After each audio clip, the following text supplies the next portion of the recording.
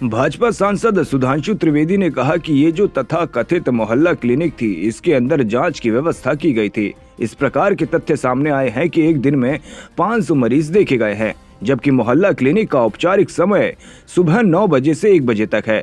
240 minute में किसी ने अगर 533 मरीज देख लिए तो इसका मतलब आधे मिनट में 1 मरीज देखा गया है। इतने समय में तो आदमी मंदिर में दर्शन भी नहीं कर पाता है, जितने समय में डॉक्टर ने रोग को समझकर उसका निदान समाधान सब लिख दिया। ये ईमानदारी का नया किरदार है। अब तो जांच भी आंच के घेरे में आ रही है, अर्थात ये जो तथाकथित मोहल्ला क्लिनिक थी, इसके अंदर इन्होंने जांच की व्यवस्था की थी, यानी पैथोलॉजिकल टेस्टिंग की। अब जो विजिलेंस की रिपोर्ट्स आई हैं और जो विभागीय फाइंडिंग्स हैं, उसके आधार के ऊपर वो जांचें भी अब पूरी तरीके से आंच के घेरे में आ गई हैं। इस प्रकार के फैक्ट्स सामने आए हैं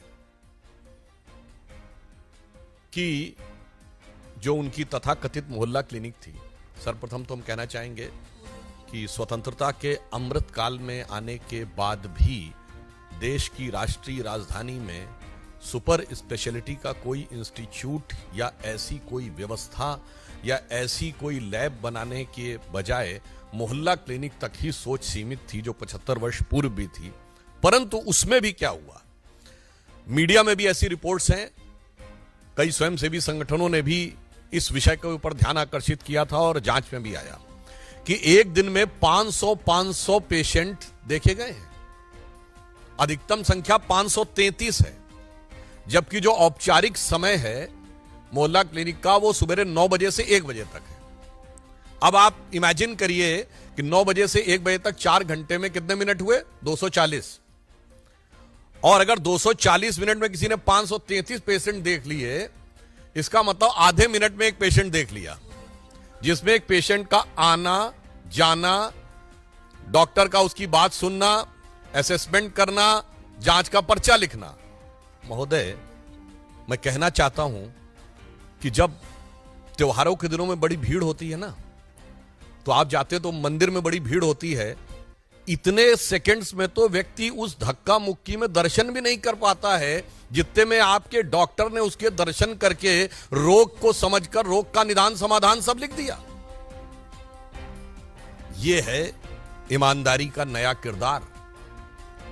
और टेक्निकली मैं पूछना चाहता हूं, ये वो सरकार है ना जिसने कहा था कि हम सीसीटीवी का पूरा जाल बिछा देंगे दिल्ली में, तो मोहल्ला क्लिनिक्स में सीसीटीवी है कि नहीं? और अगर हैं तो उन मोहल्ला क्लिनिक में उस डेट की सीसीटीवी फुटेज दिखाइए कि 533 लोग कहां लाइन लगाए हुए थे, क्योंकि मोहल्ला क्लिनिक तो छोटी छोटी स्पेसेस में है ना। तो 533 लोग अगर आए तो सीसीटीवी फुटेज में होना चाहिए ना। बस यही सब चीजें हैं जिसकी वजह से जांच की आंच से घबरा रहे हैं।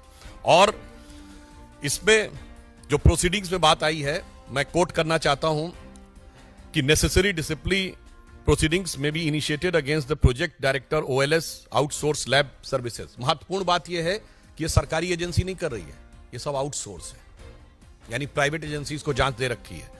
And others of the OLS branch for non-compliance of the directions of the Honorable LG which could have led to the loss of exchequer। यानी अब यह संदेह है कि वहां वो मरीज ही नहीं थे जिनके नाम के ऊपर बिलिंग रेस करके टेस्टिंग करा दी गई। A detailed vigilance inquiry may be conducted to bring out the quantum of loss of the exchequer to the collusion of the director and support staff with the private agencies। अब जो उपराज्यपाल महोदय ने ये लिखा है और ये अब पब्लिक डोमेन में है मीडिया में, उसके बिंदु क्रमांक 33 पे देखें तो लिखा हुआ tens of thousands of test were recommended prima facie to the ghost patient, यानी जिनका अस्तित्व ही नहीं था। यही अंतर है। हमारे प्रधानमंत्री श्री नरेंद्र मोदी जी के द्वारा हर चीज डिजिटली ट्रांसफर होती है, इसीलिए ये लोग आधार का भी विरोध करते थे, क्योंकि यदि व्यक्ति का आधार कार्ड है और डिजिटली उसके अकाउंट में ट्रांसफर हो रहा है तो उसमें किसी भी प्रकार का झोल